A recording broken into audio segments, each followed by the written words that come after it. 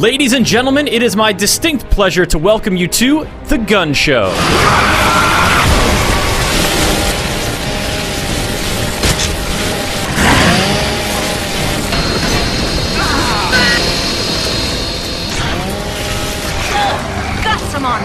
The show in which we talk about the guns that kill the things that are trying to kill you. Our second episode is all about Gears of War 3, the climactic finale of Epic's burly and brutal third-person shooter series. They may not look flashy, but these guns get the job done for our brave Gears on the front lines and deliver some of the goriest executions in gaming. Blood and guts abound on this episode of The Gun Show.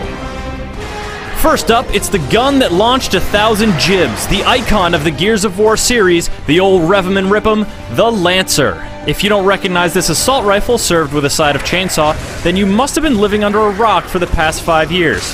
But if that were the case, then you'd be a locust and would be intimately acquainted with the Lancer. Yes, this is our idea of intimacy. The Lancer is a deadly and versatile weapon, but as always, be careful when charging in with your chainsaw blazing. Savvy enemies can interrupt your assault with a few bullets or by shouting at you, and the new lambent drones are all too happy to explode all over your nice sleeveless armor. Take your sweet revenge by downing a locust and performing the new Lancer-specific execution. Go on, get in there! Yeah! Gears of War 3 also lets you wield an earlier model of this famous firearm. The Retro Lancer is like the Lancer's ornery grandpa.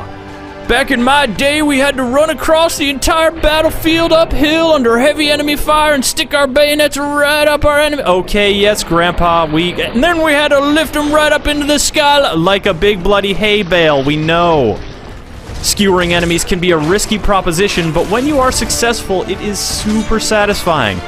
The Retro Lancer also shoots bullets, of course, and does more damage than its namby-pamby progeny, but you have to contend with decreased accuracy and a hefty recoil. Short controlled bursts are the best way to bring your locust foes to their knees, so you can do this. They sure don't make them like they used to. When the combat gets close, the close pull out a shotgun, and Gears of War 3 has 2 distinct flavors on offer. The tried and true Nasher shotgun can still jib with the best of them, and if by chance you aren't familiar with the term jib, here are a few examples. Jib, jib, jib, and jib. Getting a feel for the Nasher's range is important because beyond 10 paces or so, it's just not effective. Look for blood splatter on impact and listen for squishy bullet noises to gauge how well your shots hit. Look for a downed enemy's head and listen for the appreciative applause from the golf spectators to gauge how well your execution went. The second shotgun, the one that's new to Gears of War 3, is the sawed-off shotgun. No need to figure out the range on this one, it only works when you are very, very close. And when it works, it is very, very effective, even on multiple enemies. Now you see them, now you wear them. The sawed-off takes a long time to reload, so don't plan on firing 2 shots into the same foe. If you miss, get the heck out of there and live to fight another day. Or, you know, die horribly. And here's an interesting bit of trivia. The sawed-off's unique execution was recently rated most likely to make you slip a disc in Cog Health Quarterly magazine. Another weapon that is oh so good for CQC is the Scorcher. An advancing enemy is scary. An advancing enemy spewing fire is wet yourself scary. Don't be embarrassed, it's a defense mechanism. Totally natural. The Scorcher is certainly intimidating, but as long as you keep some distance, you'll barely get your eyebrows singed. If you are too close, then you're gonna die in a fire. Unless... Extinguisher time! Extinguisher time! Extinguishing the flames and making a rhyme! Oh yeah! If only. When you manage to grab a Scorcher, wait until you're close to an enemy to pull it out, and then charge in there and light them up. The Scorcher execution illustrates why cremation is performed at special facilities and not right there on the battlefield. Yucky.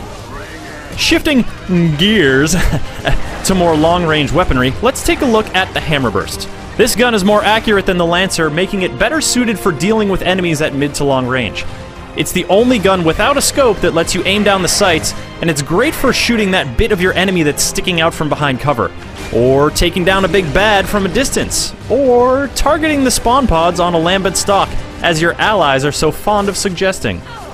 Despite the slower fire rate, itchy trigger fingers can get plenty of rounds out of the Hammerburst in a short amount of time, so be wary when closing the distance in multiplayer. Once your bullets have done their work, it's time for the gun stock to take over. And over. And over. And over. And over. And over. For even longer range kills, it's right there in the name, the long shot. This Sarin sniper rifle does some serious damage and can burst a locust's head like a ripe pumpkin. Like a whole patch full of scaly, snarling pumpkins. The long reload time makes nailing the active reload even more crucial, lest you get stuck cursing and whacking your gun instead of downing and then whacking your enemies like you're trying to ring a bell at a carnival. How about a nice big stuffed ticker for the lucky winner? If you prefer laser sights over magnified scopes, then the Torque Bow has got your name all over it. Not literally, I mean, those unlockable and downloadable weapon skins are only for your basic guns, but, you know, it's the gun you want. Once you've pried it from a locust's cold, dead hands, take aim and charge it up with the right trigger to see exactly where your explosive bolt will land. You can release the trigger at any point to fire, but unless you charge it up all the way, your shot may not penetrate as deeply as you'd like, and you may fail to achieve your goal of putting your enemy's inside parts on the outside. Fortunately, you can charge it without aiming, so that when you do aim, you'll already be at full strength. A fully charged torque bow shot will kill most enemies in one hit, and the execution, well, it's pretty clear what that does. 2 more explosive weapons lend your arsenal some much-needed boom. Starting, of course, with the boom shot. This big guy is as straightforward as they come. It's a grenade launcher. It launches grenades, and if thine aim be true, the grenades kill 1 or more of your enemies. It also packs a pretty decent melee punch. The heavy projectiles have a slightly arcing trajectory that can help you splatter foes behind cover, but the ultimate cover neutralizer is the Digger Launcher. New for Gears of War 3, the Digger Launcher shoots plucky little explosives that tunnel under the ground, then pop up and explode all up in your enemy's business. Take aim to see where your ordnance will hit, and then hope your enemies don't notice the ominous trail on the ground heading straight for them. Neither of these weapons carries a lot of ammo, but hey, executions don't need ammo, right? Right, guys? Yeah. That's it for the guns you can equip, so now we're gonna, what would you say? Pistols? Right, pistols. There are totally pistols, but, alright, let's make this quick. The snub pistol is your default sidearm and can be handy in a pinch, but come on. Chairman Prescott packs one of these things, and that guy is a total weenie. The Gorgon pistol is much better and works more like a miniature submachine gun. The high fire rate makes it great for close quarters meat shield battles, and hey, execution! Finally, there's the Boltok pistol. The magnum of the Gears of War world, this bad Larry can be used for all kinds of things, like bursting skulls, managing hostage situations, shooting switches, killing a Brumac, and even putting baby down for nap time. What? A baby corpser, guys. I meant a baby corpser. Jeez. The Boltok is a powerful sidearm that you shouldn't pass up. Pistol whip! We'll conclude this episode of The Gun Show with a quick rundown of those big, heavy weapons you find from time to time that can really change the tide of a conflict and cause all sorts of carnage. Meet the Mulcher! Chew 'em up and spit 'em out with this cranktastic machine gun. Mount it on some cover for improved aiming, or just fire it from the hip like the action hero you are. Execution! The Vulcan! Because any machine gun that takes only 1 man to fire is for sissies! The Vulcan delivers an absolute deluge of death to anyone downrange, and is the only gun you need to recruit a teammate to help you with. Get over here and load my gun, Gear! Execution! Too many bullets for an execution! The Mortar! Rain hot holy death on your enemies and take out entire groups at once! Execution! The One-Shot! How did it get that name? Are you seriously asking me that question? I didn't think so! Mount! Aim! Destroy! Execution!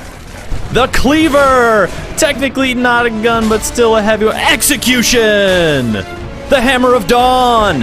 Handheld orbital death with, surprise, an execution! And with that, it's over!